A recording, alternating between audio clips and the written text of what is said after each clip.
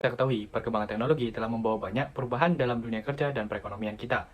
Mari kita lihat lebih dekat bagaimana ini terjadi dan apa sih dampaknya. Di era digital seperti sekarang, teknologi informasi telah mengubah landscape pekerjaan secara drastis. Proses otomasi dan perkembangan kecerdasan buatan telah mempengaruhi berbagai sektor industri, mulai dari manufaktur hingga layanan. Nah, otomasi banyak pekerjaan yang dulunya itu dilakukan secara manual, kini ditarik menjadi robot dan mesin. Proses produksi yang diotomatiskan ini menjadi lebih efisien dan akurat yang memungkinkan peningkatan produktivitas dan penurunan biaya produksi. Sektor pelayanan, teknologi informasi telah mempengaruhi cara kita berinteraksi dengan konsumen. Pengguna platform digital dan aplikasi telah mengubah cara bisnis menjadi layanan dan berkomunikasi dengan pelanggan. Nah, namun seiring dengan perkembangan teknologi, ada dua sisi dari poin ini yang perlu kita perhatikan. Teknologi informasi telah menciptakan banyak pekerjaan baru di bidang seperti pengembangan perangkat lunak, analisis, dan keamanan cyber. Penggantian pekerjaan tradisional di sisi lain, pekerjaan yang bersifat repetitif atau sederhana cenderung dimodifikasi oleh otomasi. Misalnya, kasir swalayan yang dulunya menjadi mandat manusia, kini pelan-pelan tergerus oleh kasir otomatis. Yang pertama itu peningkatan efisiensi dan produktivitas. Penggunaan teknologi informasi dan otomasi dalam proses bisnis telah meningkatkan efisiensi dan produktivitas perusahaan terhadap kontribusi pada pertumbuhan perekonomi secara keseluruhan. Kemudian, peningkatan daya saing global, di mana penerapan teknologi, informasi, dan otomasi dalam produksi itu produksi dan pelayanan itu memberikan keuntungan kompetitif bagi perusahaan. Mereka dapat memproduksi barang atau penyediaan layanan dengan biaya yang lebih rendah, sedangkan kualitasnya itu lebih tinggi, membuat mereka lebih kompetitif di pasar global. Kemudian perubahan struktur pekerjaan itu penggunaan teknologi informasi dan otomasi dapat menyebabkan perubahan dalam struktur pekerjaan. Beberapa pekerjaan tradisional mungkin bakal hilang, sementara pekerjaan baru yang membutuhkan keahlian teknologi berkembang pesat. Oleh karena itu, penting bagi pekerja dan pemerintah untuk mempersiapkan diri dengan meningkatkan keterampilan dan menyesuaikan diri terhadap perkembangan teknologi. Teknologi informasi dan otomasi membawa banyak manfaat ekonomi, namun juga berkontribusi pada ketimpangan.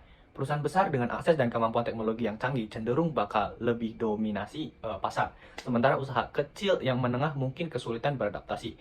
Maka dari itu, perlu dukungan kebijakan yang tepat dari pemerintah untuk memastikan bahwa manfaat teknologi ini dapat dirasakan secara merata untuk seluruh lapisan masyarakat.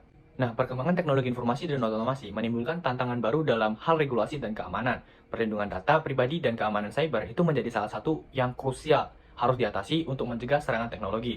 Nah, secara keseluruhan, teknologi informasi dan otomasi itu membawa pengaruh yang signifikan terhadap pekerjaan dan perekonomian. Meskipun ada beberapa tantangan yang perlu kita hadapi, perkembangan teknologi juga membawa peluang besar bagi kemajuan dan inovasi. Penting bagi masyarakat, perusahaan, dan pemerintah untuk bekerja sama untuk menciptakan lingkungan yang mendukung penggunaan teknologi secara bijak dan berkelanjutan, serta mengatasi dampak negatif untuk mencapai pertumbuhan ekonomi yang inklusif dan berkelanjutan. Pada dasarnya, kita semua itu diuntungkan dengan adanya teknologi. Contohnya, ketika kita dalam sebuah perusahaan, di mana perusahaan tersebut memproduksi sebuah baju. Dulu, penggunaan mesin jahit yang digunakan itu pastinya menggunakan yang manual tanpa adanya dinamo ataupun mesin motor penggerak untuk dari mesin penjahit ini.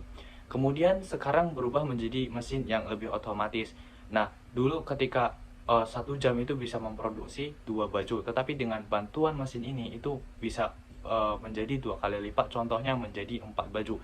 Nah, dengan begini, waktu yang kita butuhkan itu sama, yaitu 1 jam. Tapi produk yang kita hasilkan itu 2 kali lipat. Dan orang yang menggunakan atau orang yang membuat itu cuma satu, tidak berdouble. Jadi, dengan begini, dengan bantuan dari mesin ini, itu bisa 2 kali lipat dibandingkan kita menggunakan tradisional. Nah, dengan begini kita bisa lihat kalau produksi itu akan semakin bagus ataupun semakin kecil biaya memproduksinya. Dengan begini, efisiensi semakin bagus dan tentunya itulah yang dicari dari sebuah usaha. Kemudian dibandingkan dengan dulu, kita sebagai user juga semakin diuntungkan. Karena dulu mungkin kita juga harus mengayuh mesin tersebut dan sekarang kita tinggal meng-on atau off-kan dari mesin tersebut. Jadi tenaga yang kita keluarkan tentunya lebih sedikit dan juga hasilnya itu akan lebih banyak meskipun dengan tenaga yang kita keluarkan itu lebih sedikit. Jadi dari segi bisnis, sang owner juga diuntungkan lebih banyaknya produksi. Kita sebagai pekerja itu diuntungkan juga karena apa? Karena tenaga yang kita perlu keluarkan itu tidak terlalu banyak. Nah, disinilah adanya keuntungan yang saling menguntungkan. Tetapi dengan catatan, kita juga sebagai user harus mempelajari bagaimana sih untuk menggunakan dari mesin ini agar bisa sesuai dengan yang diinginkan hasilnya. Karena apa? Untuk penggunaan mesin tradisional dan mesin modern itu pastinya beda cara penggunaannya, meskipun pada dasarnya prinsipnya itu sama. Nah, ketelitian yang digunakan atau ketelitian juga berpengaruh karena apa, biasanya mesin-mesin yang konvensional ini kadang kita harus lebih teliti lagi agar hasilnya itu lebih. Teknologi informasi. Kita dulu ketika ingin memberikan kabar ataupun memberikan informasi kepada orang lain itu tentu kita harus menggunakan surat contohnya. Itu butuh waktu berapa lama. Tapi sekarang ketika kita adanya internet, adanya mungkin awalnya tuh dari pesan kemudian ke internet seperti sekarang menggunakan aplikasi WhatsApp contohnya. Nah, kita kan hanya dengan hitungan detik kita bisa bertukar kabar, bertukar informasi dengan jarak yang sangat jauh. Nah, dengan begitu juga mendorong teknologi ini itu mendorong di bidang ekonominya. Contohnya ketika saya mau berjualan rumah contohnya itu apa namanya? Untuk mempost atau membagikan list barang jualan rumah-rumah mana yang akan saya berikan, itu saya hanya perlu menfoto kemudian men-share ke media sosial tanpa harus membagikannya langsung ke jalanan atau memberikan satu persatu kepada orang. Nah, dengan share kemudian beberapa orang atau banyak orang bisa melihat postingan saya, dengan begitu akan lebih efektif. Nah, hal ini selurus dengan berbanding lurus uh, permajuan teknologi ini dengan ekonomi. Nah, karena apa? Dengan begini itu ketika saya post seperti ini, ada 10 orang tiap harinya bisa melihat dan 10 orang tersebut bisa mau melihat rumah contohnya. Nah, dengan begitu kan artinya itu efisiensi yang mungkin kalau seumpamanya saya membagikan secara langsung itu bakal banyak banget waktu yang dibutuhkan, dan mungkin dalam satu hari saya nggak bisa menghadapi 10 orang ini. Jadi itulah beberapa contohnya dalam kehidupan saya sehari.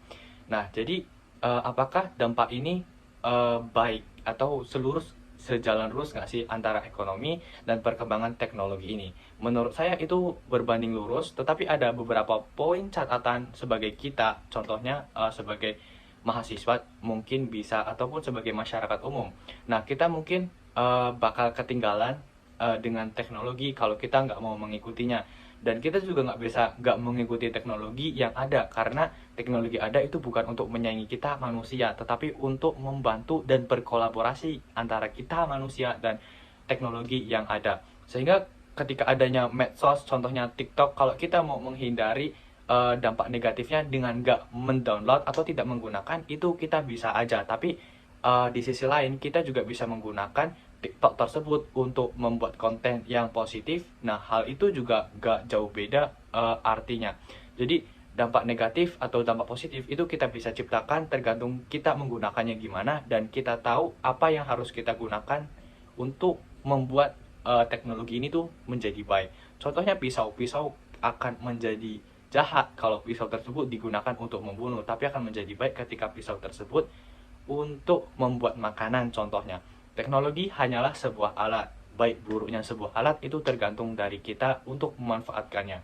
Dan adanya pemerintah untuk memberikan regulasi itu sangat penting untuk memilah dan membatasi dan menjaga kita sebagai user. Contohnya ketika kemarin kasus pembobolan bank BSI.